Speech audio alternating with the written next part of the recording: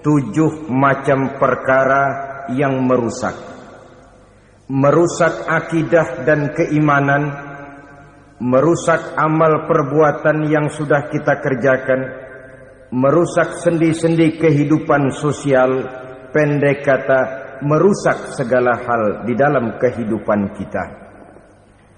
Jauhilah olehmu 7 macam perkara yang merusak. Yang pertama, asyirku billah, menyekutukan Allah subhanahu wa ta'ala. Agama dimulai dari keyakinan, maka kehancuran agama selalu dimulai dari kehancuran keyakinan, iman atau akidah yang dimiliki oleh seseorang.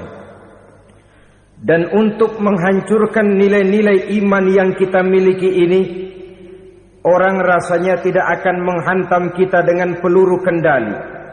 Orang tidak akan mengirimkan nuklir ke sini. Orang tidak juga akan mengirimkan satuan militernya ke sini. Untuk menghancurkan nilai-nilai iman, dibanjiri kita dengan paham-paham yang merusak dan mendangkalkan akidah. Baik ia bernama materialisme, baik ia bernama sekularisme, baik ia bernama banjirnya maksiat dan munkarat, baik ia bernama banjirnya peradaban dan kebudayaan yang menghancurkan moral daripada anak-anak kita, sedikit demi sedikit melenturkan dan melunturkan nilai-nilai keimanan kita, untuk kemudian pada waktunya nilai iman itu akan bertukar dan berganti menjadi nilai syirik kepada Allah subhanahu wa ta'ala. Atau pada sisi lain, menjadikan yang selain Allah sebagai tujuan akhir daripada kehidupan kita. Sedangkan kita sama-sama maklum bahwa di dalam pandangan agama Islam, dosa yang tidak berampun, dosa yang terbesar, termasuk dalam kategori bapak moyangnya dosa, tidak lain adalah syirik, yakni menyekutukan Allah subhanahu wa ta'ala. Pola penghancuran iman ini memang berstrategi. Ditawarkan kita kepada paham materialisme, paham kebendaan, di mana otak menempati urutan sebagai ranking pertama, Tuhan jatuh pada urutan kedua. Lalu menyusul kepada paham sekularisme, Allah dipisahkan dari seluruh kegiatan hidup ini, untuk pada gilirannya menjadikan yang selain Allah sebagai tujuan akhir daripada seluruh kegiatan hidup kita. Oleh karenanya, kewajiban menjaga nilai-nilai iman ini merupakan kewajiban yang mulia tetapi berat, tidak hanya untuk kita, tetapi juga bagaimana mewariskannya kepada anak-anak kita, generasi yang akan datang. Orang-orang tua bijaksana yang diceritakan di dalam Al-Quran, kalau sudah berpikir tentang anak-anaknya, pertanyaan yang paling mereka risaukan ialah, ma ta'buduna min ba'di? Anakku, kalau pada satu saat aku, ayahmu sudah tidak ada lagi di dunia ini, meninggalkan kamu semua, ma ta'buduna min ba'di? Apa yang akan kamu sembah, nak? Jikalau sekarang ayahmu masih mau ke masjid, masih mau melakukan rukuk dan sujud, masih beribadah menyembah Allah subhanahu wa ta'ala, kalau orang tuamu sudah tidak ada, ma ta'buduna min ba'di? Masihkah engkau mau datang ke masjid? Masihkah engkau mau rukuk dan sujud? Masihkah engkau mau menyembah Allah subhanahu wa ta'ala? Pertanyaan ini yang dipikirkan oleh Nabi Yakub kepada putra-putranya. Pertanyaan ini yang diteruskan oleh Nabi Ibrahim kepada anak-anaknya. Pertanyaan ini yang diwariskan oleh generasi ulama salafus saleh kepada para generasi berikutnya. Bagaimana kita generasi sekarang? Kita orang-orang tua sekarang bukan berfikir ma ta'buduna min ba'di, malah yang kita fikirkan ma ta'kuluna min ba'di. Kalau bapak tidak ada nanti kamu makan apa, nak? Perkara kamu nyembah apa, urusan nomor 18. Yang penting kamu nanti hidup bisa makan, nak. Maka kita sibuk mewariskan harta kepada anak-anak kita. Kita sibuk mewariskan kebun dan tanah kepada anak-anak kita. Kita sibuk mewariskan pabrik kepada anak-anak kita. Sementara kita lupa mewariskan intan yang paling mahal, mewariskan mutiara yang paling berharga, yaitu nilai iman kepada Allah Subhanahu wa ta'ala. Alangkah baiknya apabila warisan harta, warisan tanah dan kebun, warisan rumah dan pabrik didasari lebih dahulu dengan mewariskan nilai iman kepada Allah Subhanahu wa ta'ala. Sebagai orang-orang tua, kita boleh bersedih kalau anak kita tidak mengerti komputer. Kita boleh bersedih kalau anak kita tidak mengerti matematika. Kita boleh bersedih kalau anak kita tidak mengerti bahasa Inggris. Tapi sewajarnya lebih bersedihlah kita orang tua jikalau mempunyai anak yang tidak kenal Allah sebagai Tuhannya, yang kemudian tidak mau rukuk dan sujud kepada Allah Tuhannya. Itulah kemalangan yang paling malang bila kita meninggalkan generasi yang tidak bertauhid kepada Allah Subhanahu wa ta'ala. Betapapun anak kita tidak ngerti komputer, saudara, paling-paling kerugiannya cuma kerugian dunia. Masuk dia ke alam barzakh, munkar nakir tidak akan sempat tanya kau belajar komputer apa tidak. Kumpul dia di padang mahsyar, malaikat juga tidak akan tanya matematikamu nilainya berapa. Yang ditanya kau kenal Allah, kau rukuk dan sujud kepadanya, kau pernah datang ke masjid. Oleh karena itu sekali lagi, menjaga nilai iman tidak hanya untuk kita, tetapi juga mewariskannya kepada anak-anak kita, generasi yang akan datang.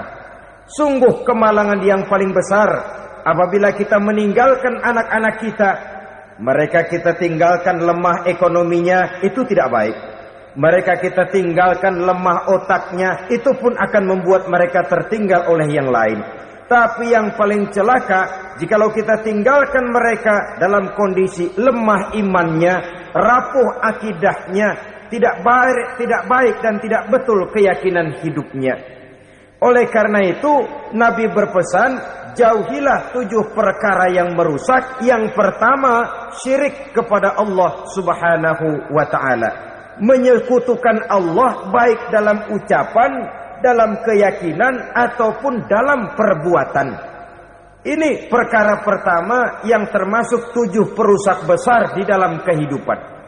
Kalau sudah jatuh kita ke lembah syirik, bagaimanapun banyak kebaikan yang kita kerjakan, berjiwa sosial, bertangan pemurah, gemar menolong orang lain, kalau memang dasarnya syirik, maka seluruh kebaikan kita akan hancur, tidak akan ada nilainya dalam pandangan Allah Subhanahu wa ta'ala.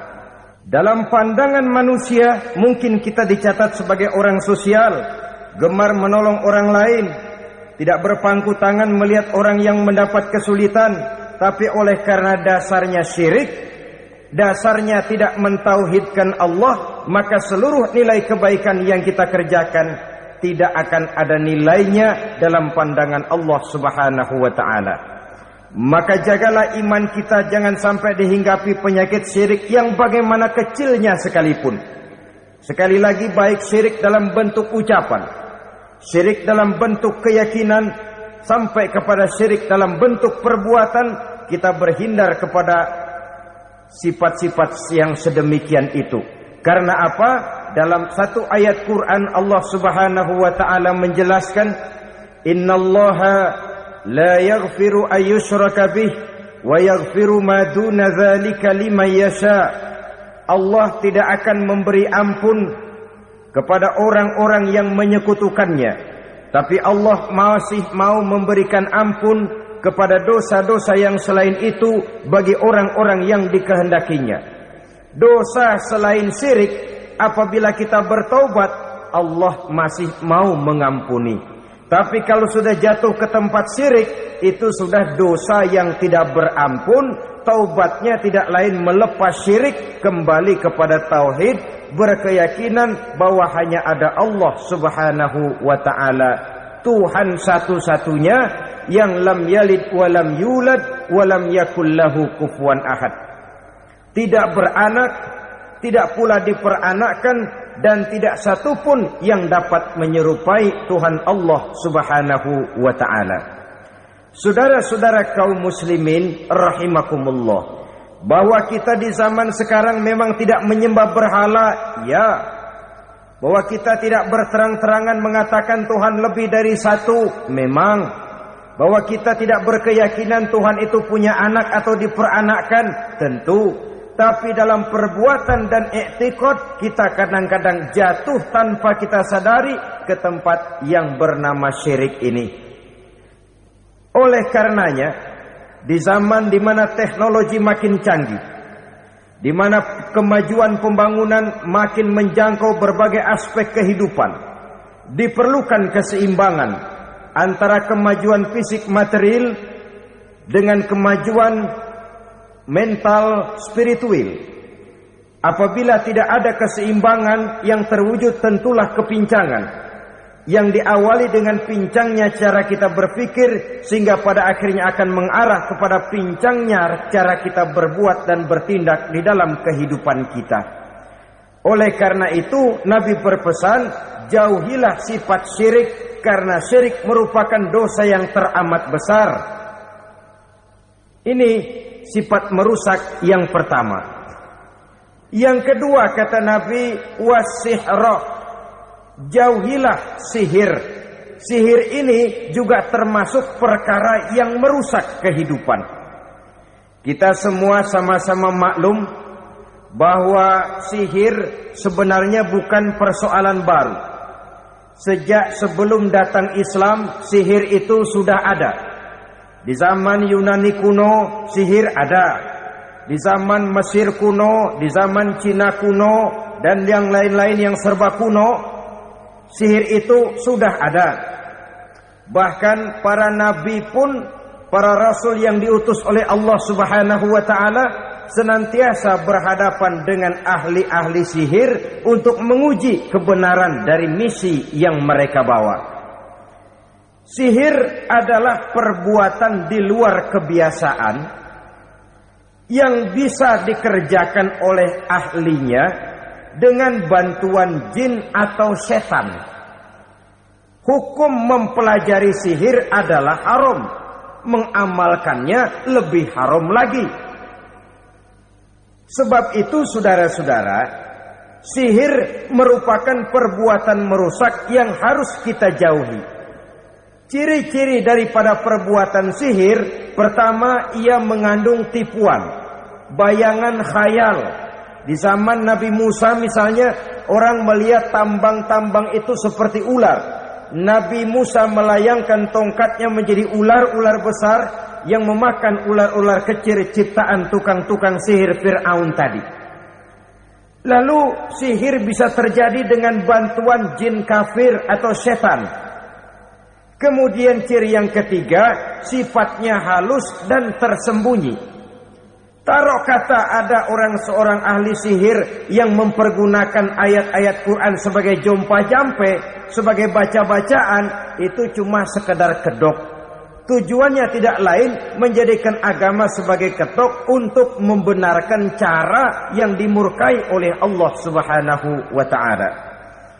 Satu hadis yang diriwayatkan oleh Imam Bazar dan Tabrani, Nabi berpesan, laisa minna man tatayyara lahu au takahhana au tukuhhina lahu au sahira lahu. Tidak termasuk ke dalam golonganku, kata Nabi. Tidak termasuk umatku. Siapa mereka?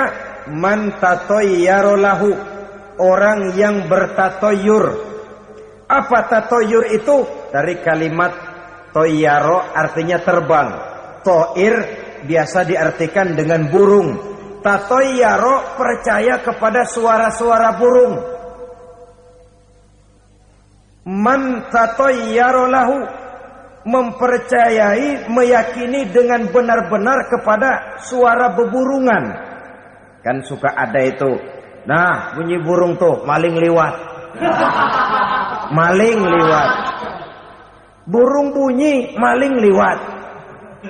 Itu termasuk tatoyaro lahu, percaya kepada suara burung.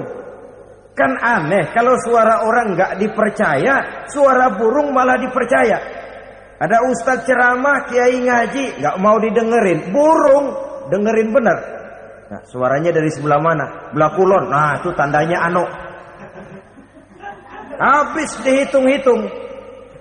Itu termasuk tatoyaro lahu. Au takahana, atau bertenung, au tukuhina, atau minta ditenungkan, au sahirolahu, atau melakukan perbuatan sihir, atau minta disihirkan. Laisa minna, tidak termasuk ke dalam golonganku, kata Nabi. Sehingga dengan demikian saudara-saudara, menghadapi sihir dengan sihir sekalipun termasuk perbuatan yang tidak diajarkan oleh agama. Kita kan mempelajari sihir untuk jaga diri. Tidak apa-apa, yang dilarang mengamalkannya, dilarang juga mempelajarinya.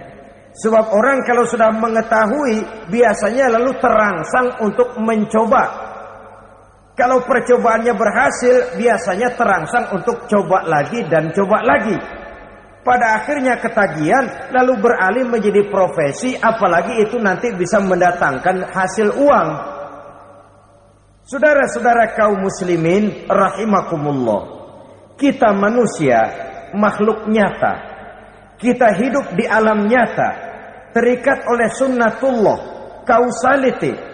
Oleh karenanya, bagi kita keyakinan yang penuh, keikhlasan di dalam bertuhankan Allah, penyerahan diri sepenuhnya hanya kepadanya, itu sudah merupakan obat penangkal yang sangat ampuh agar kita tidak terkena penyakit-penyakit yang dibuat oleh setan dan para pembantunya. Sehingga beberapa ayat Quran mengajarkan, misalnya a'udzu bikalimatillahi tammati min syarri ma khalaq, atau bismillazi la yadurru ma'asmihi syai'un fil ardi wala fis sama, dengan menyebut nama Allah yang tidak bisa mendatangkan bahaya sedikit pun, dari baik yang datang dari langit maupun yang datang dari bumi. Jiwa yang kosong dari keyakinan yang penuh kepada Allah, jiwa yang penuh was-was dan ragu-ragu, itu yang mudah terserang oleh penyakit-penyakit yang dikerjakan oleh para tukang-tukang sihir, yaitu oleh setan dan seluruh para pembantunya. Kemudian hadis kedua yang diriwayatkan oleh Imam Ibnu Hibban, Nabi bersabda, la yadkhulul jannata mudminu khamrin wala mu'minu bisihrin wala qati'u rahmin. Tidak masuk surga. Ini Nabi yang bilang, tidak masuk surga. Siapa itu? Pertama, mudminu khamrin, orang yang berkekalan dalam mabuk. Selalu mudminun itu sudah menjadi perbuatan rutinnya, tidak kapok-kapoknya, teler seumur hidup. Mudminu khamrin, tidak masuk surga orang yang selalu bermabuk-mabukan. Yang kedua, wala mu'minu bisihrin, orang mukmin tapi main sihir. Ini juga oleh Nabi diperingatkan, tidak akan masuk surga orang mukmin tapi suka main sihir. Wala qati'u rahmin, dan tidak juga orang yang memutuskan silaturahmi. Tiga macam manusia yang diperingatkan Nabi tidak akan masuk surga: orang yang selalu mabuk, orang mukmin yang main sihir, dan orang yang memutuskan silaturahmi. Saudara-saudara kaum muslimin rahimakumullah. Lalu orang berkata, kenapa dilarang kita bersihir? Padahal Rasul sendiri kan punya mukjizat. Nah, kita memang harus membedakan antara mukjizat dengan sihir. Dalam kehidupan agama, kita kenal ada yang namanya mukjizat, ada yang namanya karamah, atau keramat biasa diucapkan, ada yang namanya maunah, ada yang namanya irhas, ada juga yang namanya sihir. Kesemuanya ini berbeda, saudara-saudara. Yang dinamakan mukjizat itu khusus untuk para rasul saja. Satu kejadian luar biasa yang terjadi dilakukan oleh Rasul atas izin dari Allah Subhanahu wa ta'ala. Perbedaannya dengan sihir jelas. Sihir dari setan, mukjizat dari Allah. Sihir bisa dipelajari, mukjizat tidak. Sihir umumnya untuk maksud-maksud yang tidak baik, sedangkan mukjizat untuk memperkuat kebenaran yang disampaikan oleh para rasul dan ditentang oleh umatnya.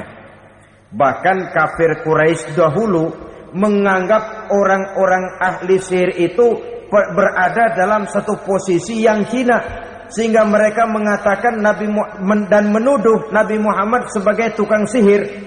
Tuduhan sebagai tukang sihir adalah tuduhan yang sangat aib dan hina. Di tengah masyarakat kufar jahiliyah, kedudukan tukang sihir dipandang sebagai kedudukan yang hina, sehingga mereka mengejek Nabi dengan sebutan tukang sihir. Jadi mukjizat hanya untuk Rasul saja. Kemudian karomah. Karomah ini asal kata dari karoma, kehormatan, kemuliaan yang diberikan Allah kepada hamba-hambanya yang rajin mendekatkan diri kepadanya. Oleh karena ketekunannya melaksanakan ibadah, Allah memberikan keistimewaan kepada orang itu, yang dengan keistimewaannya dia bisa mengerjakan yang tidak bisa dikerjakan oleh orang lain. Karomah hanya bisa dicapai dengan prestasi ibadah. Kalau sihir, mau ibadah apa enggak, asal dia belajar, bersatu dan berteman dengan setan, memenuhi persyaratan-persyaratan setan, biasanya lalu bisa. Sedangkan karomah tidak mungkin terwujud tanpa orang mendekatkan diri sedekat-dekatnya kepada Allah Subhanahu wa ta'ala. Maka kita lihat biasanya orang-orang yang punya ilmu sihir, mukanya rata-rata nggak enak dilihat. Kumuh, jauh dari air wudhu, jauh dari sujud kepada Allah, malah berteman dengan setan, menjadi pelayan-pelayannya setan. Saudara-saudara, adapun maunah, keistimewaan yang diberikan Allah kepada hamba-hambanya yang belum sampai kepada tingkat wali, tapi orang itu lebih banyak kebaikannya daripada kesalahannya. Umpamanya, saudara jalan bertiga di pinggir jalan, saudara ada pada posisi di tengah, lalu bertiga ini ketabrak mobil. Menurut perhitungan saudara mati lebih dahulu, tapi terjadi hal yang aneh, dua teman saudara mati, saudara malah cuma luka dan lecet sedikit saja. Apa itu? Kalau kita lebih banyak kebaikannya daripada kesalahannya, itu yang dinamakan maunah, pertolongan yang diberikan Allah kepada hamba-hambanya yang lebih banyak kebaikannya daripada kesalahannya.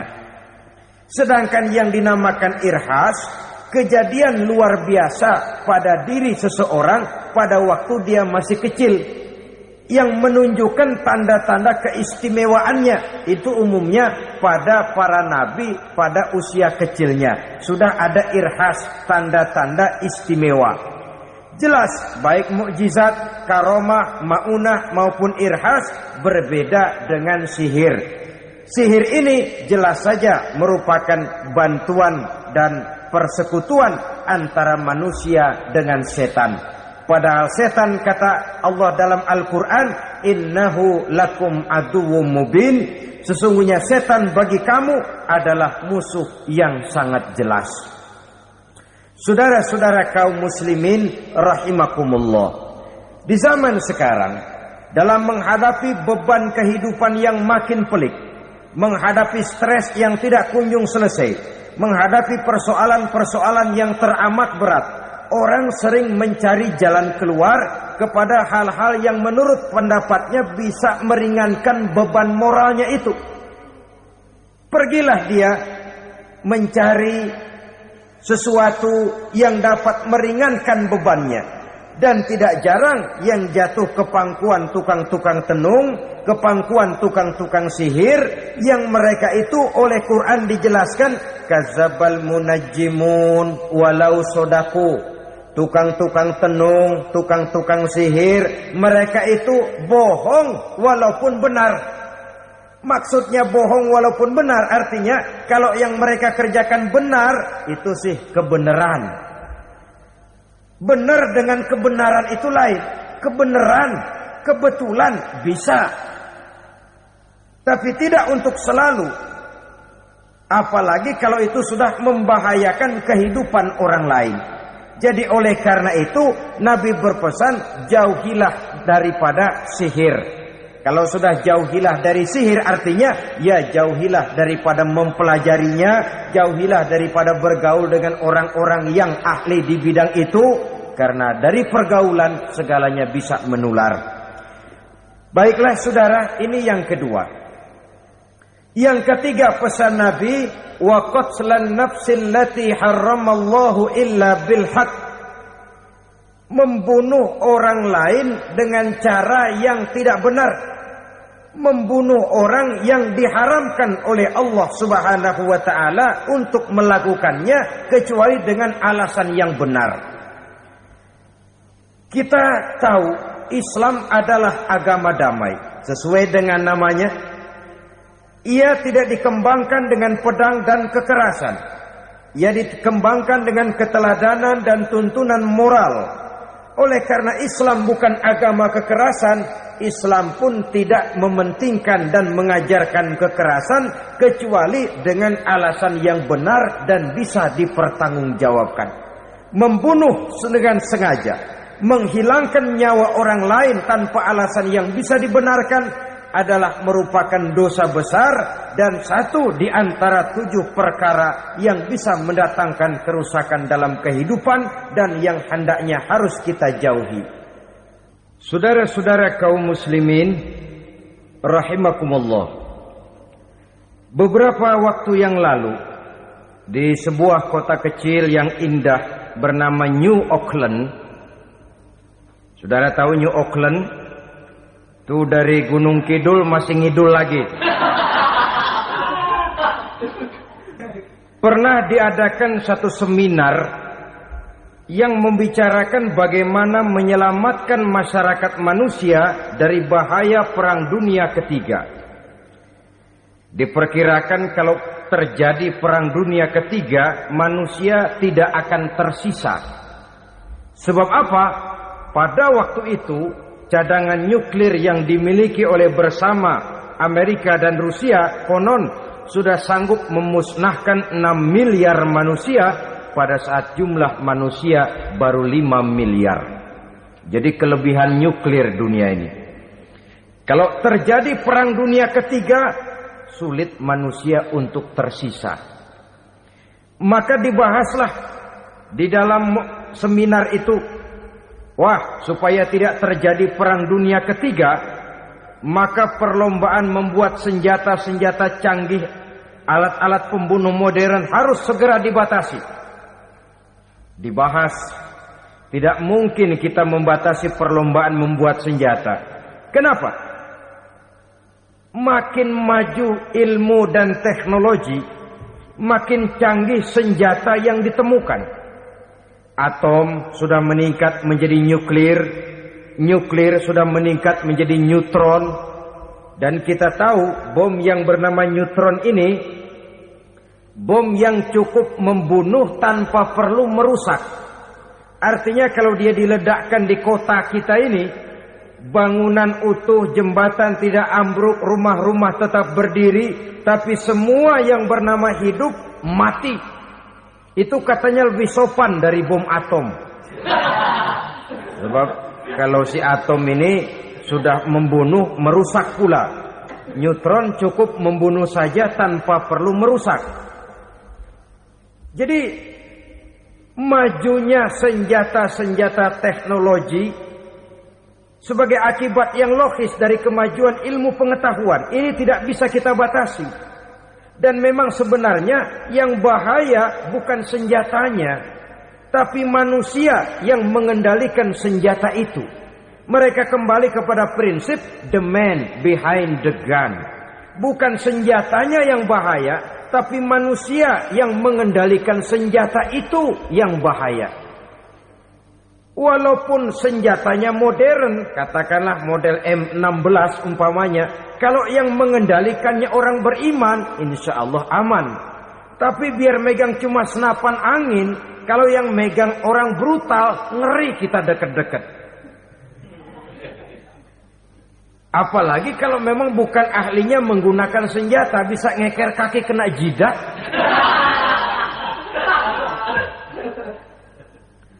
Mereka kembali kepada prinsip lama yang tetap baru. Bukan senjatanya yang harus dibatasi, manusia yang mengendalikan senjata itu yang perlu dibicarakan. Nah, kalau begitu, agar manusia tidak mempergunakan senjata sewenang-wenang, apa yang harus kita lakukan? Ya, manusianya harus bermoral. Ya, tapi moral yang mana? Di dunia ini banyak ajaran tentang moral. Itu pun mudah saja. Di sini kan kita undang saja ahli dari berbagai agama untuk membicarakan konsep perdamaian menurut agamanya masing-masing. Baik, setuju itu? Setuju. Maka tampillah para ahli agama, mereka kembali kepada prinsip moral daripada konsep yang terkandung di dalam ajaran agama untuk menegakkan perdamaian. Mula-mula naiklah ahli dari agama Hindu. Dibacakan konsep perdamaian menurut ajaran agama Hindu. Bahwa untuk damai manusia harus meninggalkan nafsu keduniaannya, menempuh samsara dan sebagainya untuk mencapai nirwana, menjauhi kemegahan dan kemewahan dunia. Ini lalu dibahas, rasanya juga tidak mungkin ini. Kemudian dari agama Nasrani, bahwa untuk damai manusia harus menciptakan sifat kasih sayang. Kalau ditampar pipi kiri, berikan pipi yang kanan. Kalau diberikan selendang, berikan baju. Nanti orang kasihan, lalu dia tidak akan nampar lagi. Ketika ini dibahas, ternyata rasanya pun tidak mungkin bisa diterima. Karena apa? Di zaman sekarang orang ditampar pipi kiri, dikasih pipi kanan. Bukan kasihan, gemes. Damai belum tentu, bonyok udah jelas. Lalu ketika dibacakan konsep perdamaian menurut Quran, di mana disampaikan ayat wa jazaa'u sayyi'atin sayyi'atun misluha faman afa wa aslaha fa ajruhu 'ala Allah. Balasan terhadap satu kejahatan adalah kejahatan yang seimbang. Tetapi barang siapa yang memberi maaf dan mencari jalan damai, itulah yang terbaik dan akan mendapat pahala dari Allah Subhanahu wa taala. Kamu tidak salah ditampar pipi kirimu, tampar lagi pipi kirinya sekeras dia menampar pipi kirimu. Nanti orang tidak mau menampar kita karena dia tahu kalau dia tampar kita, dia akan menderita tamparan sekeras dia menampar kita. Akan terjadilah prinsip saling hormat menghormati, tidak saling ganggu, tidak saling usil, tidak saling jahil. Atas dasar ini perdamaian bisa ditegakkan. Mereka bisa menerima konsep ini, tapi kemudian seminar ditutup tanpa satu keputusan resmi. Kenapa? Terus terang mereka kagum dengan konsep Islam. Tapi sentimen lama terhadap nilai-nilai Islam telah menutup mata mereka untuk menerima kebenaran dari ajaran Al-Quranul Karim. Saudara-saudara kaum muslimin rahimakumullah. Kembali kita kepada persoalan pokok. Roh adalah dari Allah. Dia akan kembali kepada Allah. Milik mutlak dari Allah. Tidak pantas kita merampasnya dari orang lain. Tidak wajar kita menghilangkannya tanpa alasan yang dibenarkan oleh agama. Di zaman sekarang akibat persaingan hidup yang makin tajam, lapangan kerja yang makin sulit, tensi ekonomi yang makin tinggi, atau karena nilai moral yang makin rendah, atau juga karena rapuhnya pegangan orang kepada agama, nyawa rasanya sudah sedemikian murahnya. Berbagai kasus membuat berdiri bulu roma kita. Ada mayit, ada manusia dipotong 6, dicincang macam kambing. Ada yang dipotong 5, ada yang dipotong 13, dikardusin, dibuang ke tempat sampah. Inna lillahi wa inna ilaihi raji'un. Gejala apa ini? Kanibalisme. Manusia sudah demikian sadisnya, manusia sudah sedemikian buasnya, sehingga sesama manusia diperlakukan seperti hewan. Padahal hewan sendiri belum pernah macan makan macan, bagaimanapun buasnya macan. Belum pernah serigala memakan serigala, bagaimanapun brutalnya serigala. Tetapi manusia makan manusia di zaman sekarang kadang jadi kenyataan dalam kehidupan kita. Kadang persoalannya remeh saja. Soal uang 200 perak, pisau bicara, nyawa melayang. Soal rokok sebatang, celurit bicara, nyawa melayang. Soal-soal yang sama sekali tidak prinsip, begitu mudah kita menghilangkan nyawa orang lain. Padahal Nabi pernah memperingatkan, apabila dua orang muslim sudah berkelahi dan berbunuh-bunuhan, al-qatil wal maktul finnar, yang membunuh dan yang terbunuh dua-duanya neraka. Sahabat heran, ya Rasul, kalau yang terbunuh, kalau yang membunuh masuk neraka itu sih wajar, tapi yang terbunuh kenapa neraka juga? Beliau menjawab, dua-duanya sudah punya niat untuk saling membunuh. Niatnya itu yang diponten. Yang terbunuh cuman lagi apes aja, keduluan dia. Umpama tidak terbunuh, pasti dia yang akan membunuh. Oleh karenanya al-qatil wal maktul, yang membunuh dan yang dibunuh finnar, dua-duanya masuk ke dalam neraka. Islam menghormati kehidupan. Tidak hanya terbatas kepada sesama muslim, orang-orang yang berlainan agama pun yang mau hidup berukun, damai, berdampingan dengan umat Islam, jiwa mereka, darah mereka dilindungi oleh nilai-nilai Islam yang disebut dengan kafir zimmi ini. Mengganggu mereka sama saja dengan mengganggu aku, kata Nabi. Jadi oleh karena itu, sayangilah sesama. Kehidupan adalah anugerah Allah, bukan wewenang kita untuk mencabutnya dari orang lain, bukan wewenang kita untuk merampas dan menghilangkannya dari orang lain. Apa yang tidak enak terjadi pada diri kita, begitu pula lah apabila terjadi pada diri orang lain. Sehingga Nabi mengatakan, la yu'minu ahadukum hatta yuhibba li akhihi ma yuhibbu li nafsihi. Belum dikatakan beriman seseorang kamu apabila dia belum mencintai saudaranya seperti ia mencintai dirinya sendiri. Apa yang enak dirasakan oleh orang lain, enak juga dirasakan oleh dia. Mengukur orang lain dengan diri sendiri.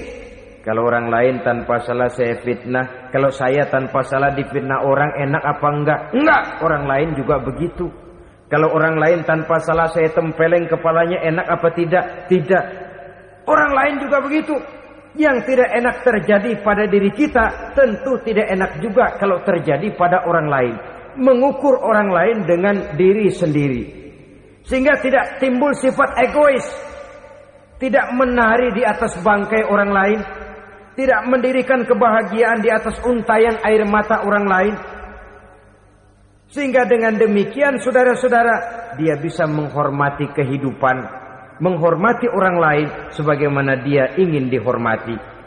Inilah perbuatan ketiga yang merusak, membunuh orang lain dengan yang diharamkan Allah tanpa alasan yang benar. Yang ketiga.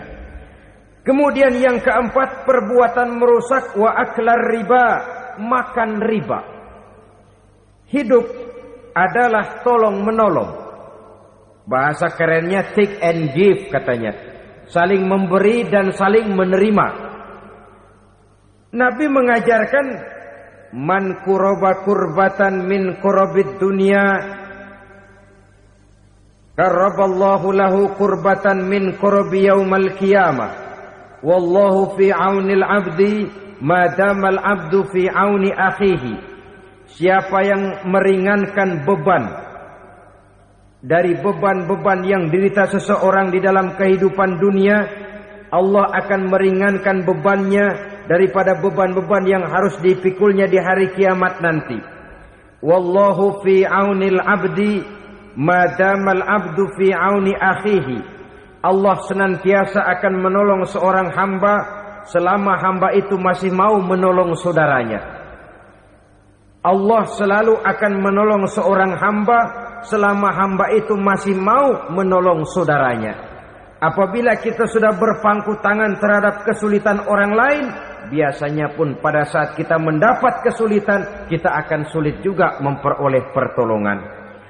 Nah, riba alias renten, kedoknya adalah menolong orang, tapi sama juga bulu buntutnya dilepas, palanya dicekek.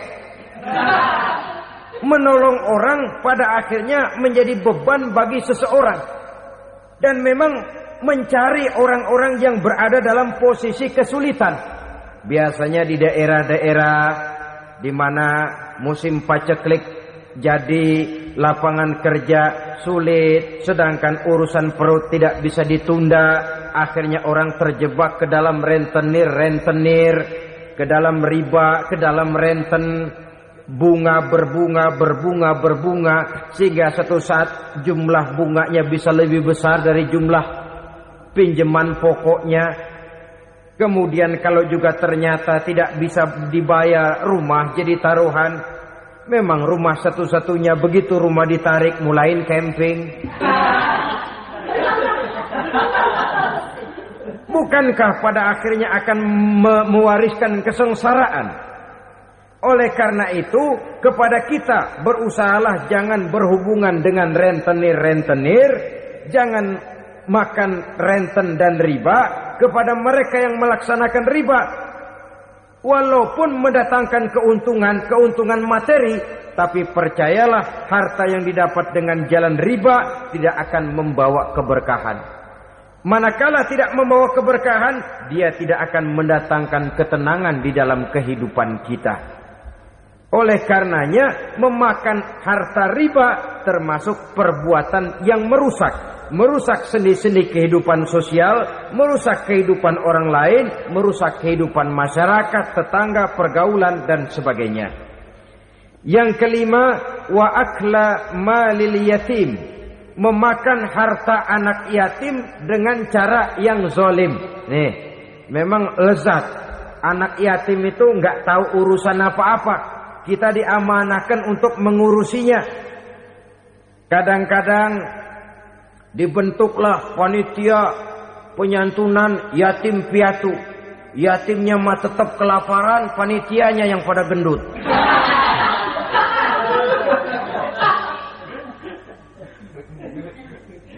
Padahal memakan harta anak yatim termasuk perbuatan dosa besar.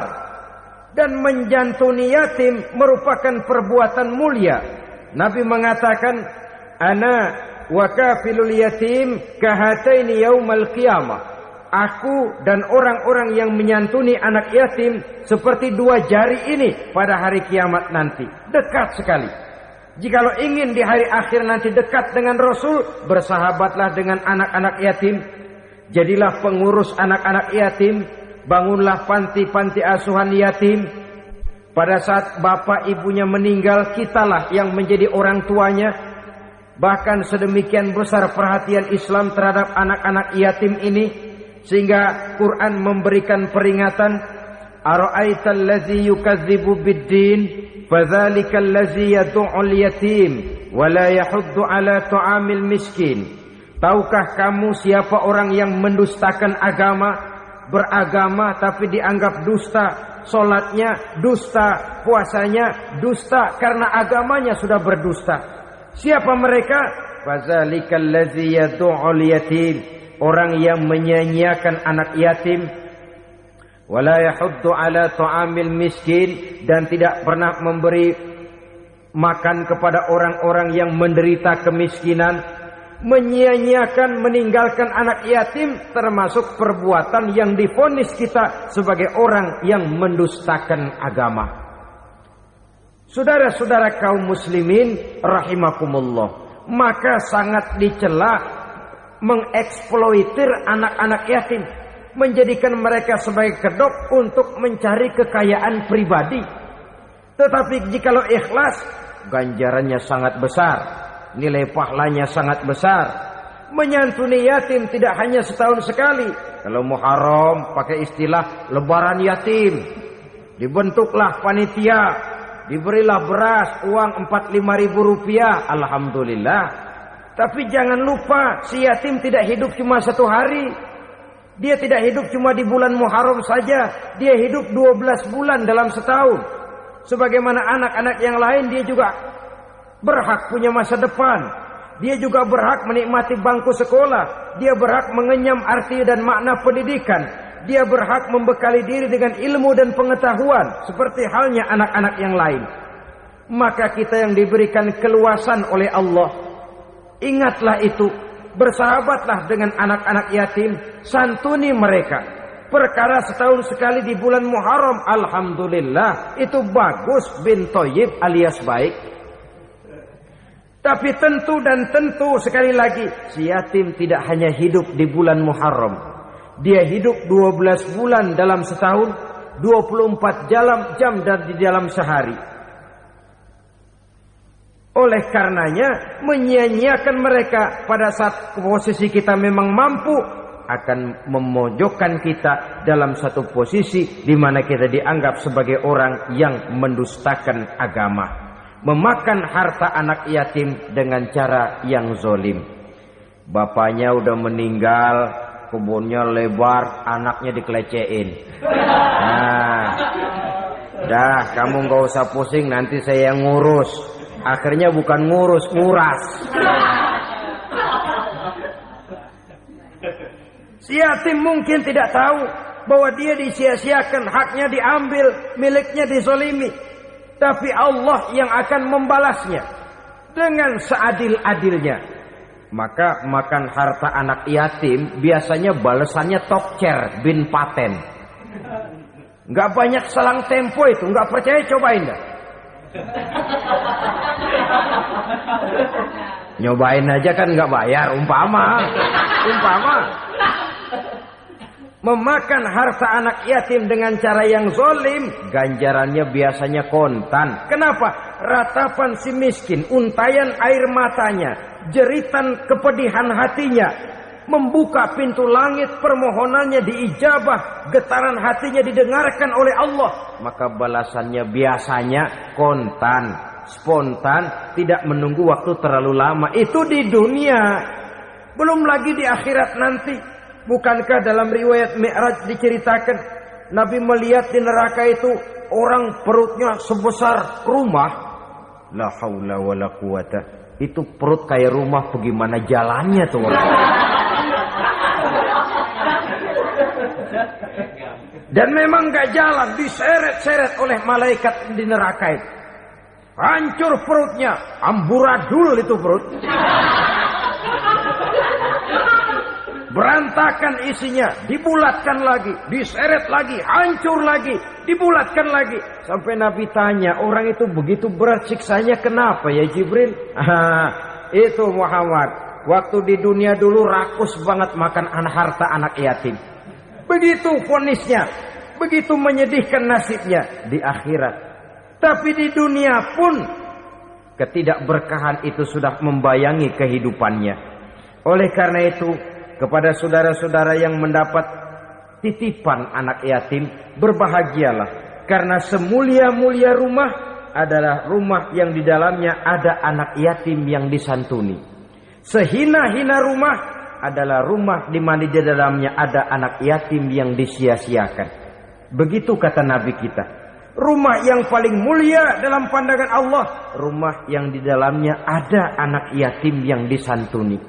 Rumah yang paling hina dalam pandangan Allah, rumah yang di dalamnya ada anak yatim yang nasibnya disia-siakan. Berbahagialah saudara apabila menjadi penyantun anak-anak yatim, pelindung mereka, sehingga mereka mempunyai masa depan sebagaimana anak-anak lainnya. Rasulullah sendiri sedemikian peka terhadap keadaan anak-anak yatim karena beliau sendiri memang mengalami umur 6 bulan dalam kandungan ibu, beliau sudah ditinggalkan oleh ayahnya. Pada saat berusia 6 tahun ibu sudah meninggal. Yatim piatu dalam usia di mana beliau sedang perlu belas kasih seorang ibu dan pengertian seorang bapak. Kepekaan itu lalu timbul, bahkan kemudian sampai kepada beliau berkata, aku dan orang yang menyantuni anak yatim seperti jari tengah dan jari telunjuk di hari akhirat nanti. Sedemikian dekatnya. Baiklah ya, jadi yang kelima, memakan harta anak yatim. Jauhi karena ini perbuatan yang merusak. Yang keenam, watawalli yaumaz zahfi. Melarikan diri pada hari pertempuran. Apa ini? Khianat. Tidak konsekuen dengan konsep perjuangan. Pada mulanya keras benar teriak, berantas korupsi, ganyang korupsi. Cuma karena belum dapat giliran. Begitu dia naik dapat kesempatan, korupsinya lebih edan dari yang diteriakinya. Ini termasuk tawalli yaumaz zahfi. Berpaling pada hari peperangan. Di saat menghadapi musuh. Kalau belum kelihatan musuh, teriaknya nyaring bener. Jangan takut demi kebenaran sampai titik darah yang paling penghabisan. Musuh belum kelihatan. Begitu musuh sudah kelihatan, paling dulu lari ke belakang. Kalau diajak berjuang ada saja alasannya. Sehingga Quran memberikan peringatan kepada kita semua. Mengapa kamu ini berat? Kalau sudah diajak berjuang di jalan Allah, kakimu seperti terhunjam berakar di perut bumi. Berat untuk melangkah berjuang. Lari dari pertempuran tidak konsekuen dengan konsepsi perjuangan. Mau enaknya saja. Dalam kondisi yang sulit lalu berpangku tangan. Ini termasuk ciri munafik yang di dalam Al-Quran disindir dengan bahasa kullama adha'a lahum masyaufi wa iza azlama alaihim qamu. Waktu terang mereka jalan, giliran gelap mereka mandek. Artinya maksudnya kalau giliran ada untungnya aja rame-rame teriak Islam. Tapi begitu diminta berjuang, dituntut berkorban, rame-rame mundur. Waktu dilihat di Islam ada untungnya, rame-rame teriak Islam. Pak, saya Islam banget, Pak. KTP saya Islam, Pak. Pokoknya Islam banget dah. Tapi ketika diminta berjuang, dituntut sedikit berkorban, rame-rame mengundurkan diri. Tahun 65 PKI berontak. Waduh, waktu itu jadi orang Islam untung itu. Nggak dikejar-kejar, aman. Masjid rame, mobil-mobil mewah parkir di depan musola dan masjid. Kenapa? Waktu itu asal udah ke masjid aman. Islam selamat, untung. Tapi begitu keadaan aman, yang parkir di musola sepeda butut melulu.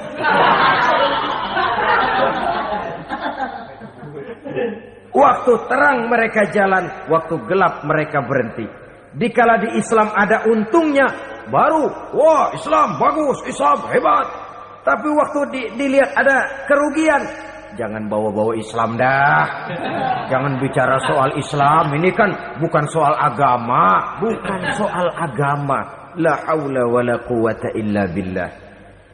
Beragama kita ambil talfik fiddin, mengambil yang enteng-enteng saja dalam urusan beragama ini. Tidak konsekuen kita dengan Islam kita. Seolah kita mau memilih mana yang terasa cocok sama selera kita, kita teriak Islam. Beratan aja dikit, rame-rame berpaling. Itu termasuk tawalli yaumaz zahfi. Para pengkhianat, mental-mental hipokrit. yang tidak mau konsekuen menghadapi segala bahaya, itu termasuk perbuatan yang merusak. Kenapa? Kalau cuma dia saja yang lari, mungkin tidak jadi soal. Tapi larinya ini akan mempengaruhi orang lain. Nah, pengaruhnya itu yang dicegah. Sebab kalau satu sudah mulai lari, yang lain mulai ngelirik. Ketika yang dilirik kemudian tidak ada reaksi, dia akan ikut lari. Artinya apa? Seorang muslim harus konsekuen dengan konsep perjuangannya, dengan keyakinan keagamaannya, dan tidak memilih yang enak-enak saja di dalam kehidupan beragama. Lari dari pertempuran, bermental khianat, mengkhianati agama, merupakan satu di antara sifat yang merusak. Terakhir saudara, wa qazfal muhsanatil ghafilatil mu'minat, menuduh perempuan baik-baik yang tidak tahu menahu tentang tuduhan yang dituduhkan kepadanya, menuduh perempuan mukmin yang baik-baik yang tidak tahu menahu tentang tuduhan yang dilakukan kepadanya. Fitnah lebih bahaya daripada pembunuhan. Orang yang tidak salah bisa hancur namanya. Orang yang berniat baik bisa ambruk perjuangannya oleh karena fitnah. Sehingga dikatakan al-fitnatu asyaddu minal qatli. Fitnah lebih bahaya daripada pembunuhan. Maka memfitnah ini termasuk satu dosa di antara 7 hal merusak yang harus kita jauhi semampu kita, semampu-mampunya. Mengupayakan sebisa-bisanya jangan sampai terjebak ke dalam hal yang demikian. Nah, saudara-saudara, inilah saja pertemuan kali ini. Mudah-mudahan ada manfaatnya. Semoga Allah memberikan kekuatan zahir dan batin kepada kita untuk bisa menjauhi 7 perkara yang merusak ini. Selalu berusaha menyimpan sesuatu yang bisa membawa manfaat, baik untuk dirinya, untuk anak cucunya, maupun untuk keluarganya, untuk masa kini dan masa depannya. Kadang simpanan itu berbentuk uang, kadang berupa tanah, lain saat berbentuk pabrik, dan lain sebagainya. Sementara masa depan yang paling pasti adalah akhirat. Jika untuk masa depan dunia kita rela memeras keringat, membanting tulang, pergi pagi dan pulang petang, menyimpan uang, menyimpan tanah, menyimpan pabrik, pernahkah kita merenung jika satu saat kiamat datang, kita dibangkitkan dari kubur masing-masing, berdiri di padang mahsyar untuk mempertanggungjawabkan seluruh kegiatan hidup kita di dunia ini, lalu kita akan menuju ke alam akhirat. Sudahkah kita mempunyai simpanan untuk akhirat kita? Pada pertemuan kali ini saya ingin menyampaikan sebuah hadis di mana Rasulullah sallallahu alaihi wasallam bersabda, "Arba'un min kanzil jannah." Simpanan sorga ada 4 macam. Yang pertama, ikhfa'us shadaqah, menyembunyikan sedekah. Saudara-saudara kaum muslimin, sebagaimana yang kita maklum bahwa Allah Subhanahu wa taala melebihkan sebagian rezeki dari kita terhadap yang lain. Ada yang kaya, ada yang setengah kaya, ada yang miskin, ada yang setengah miskin, dan selanjutnya. Ada yang gajinya kecil tapi penghasilannya gede. Ada yang penghasilannya gede tapi nggak punya gaji. Ada juga yang memang gajinya gede dan penghasilannya gede. Kelebihan rezeki merupakan sunnatullah dan tidak harus membuat kita merasa lebih dari yang lain. Bahkan sebaliknya, kelebihan itu harus membuat kita ringan tangan untuk menolong mereka yang memang memerlukan pertolongan. Kalau saudara diberikan ilmu, maka pertanyaan akhirat cuma satu: ilmumu kau amalkan untuk apa? Kalau saudara diberikan umur yang panjang, pengadilan akhirat juga bertanya satu: umurmu kau habiskan di mana? Tapi kalau saudara diberikan harta, Pengadilan akhirat akan bertanya dua. Hartamu kau dapat dari mana? Kau belanjakan kemana? Dari mananya ditanya dan kemananya juga ditanya. Oleh karena kita akan dimintakan pertanggungan jawab, maka amanah yang bernama harta ini harus kita gunakan dengan sebaik-baiknya. Ada penggunaan yang merupakan kewajiban, itu zakat namanya. Ada penggunaan yang sewaktu-waktu, itu infak namanya. Ada yang lebih sewaktu-waktu lagi, dan itu sedekah namanya. Zakat dia terikat oleh haul dan nisab, oleh putaran batas waktu dan ukuran dari harta itu sendiri. Sedangkan infak terikat oleh situasi dan kondisi perekonomian seseorang. Sedangkan sedekah tidak terikat dengan apapun. Dalam kondisi seperti apapun kita bisa melakukan sedekah dengan yang terkecil sekalipun. Sampai-sampai Rasulullah sallallahu alaihi wasallam mengajarkan, la tahqiranna minal ma'rufi syai'an walau an talqa akhaka biwajhin talik.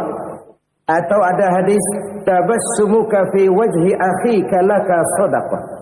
Senyumanmu kepada temanmu